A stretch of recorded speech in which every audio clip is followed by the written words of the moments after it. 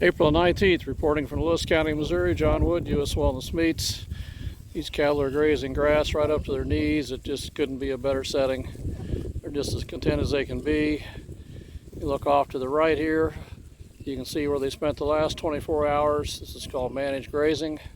They're into a new block of grass tonight. They'll move again tomorrow night. And underground, the microbiology is taking advantage of everything that goes on above ground. These guys couldn't be in better shape. They're content as they can be, ideal conditions, temperatures ideal. This farm has been in managed grazing for about 20 years, parts of it for 25 to 30 years.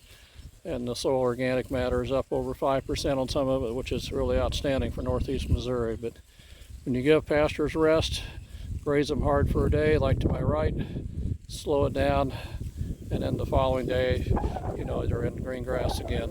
We just keep them in absolute best nutrition 7 days a week. Over and out from Lewis County, Missouri. John Wood reporting. Thank you.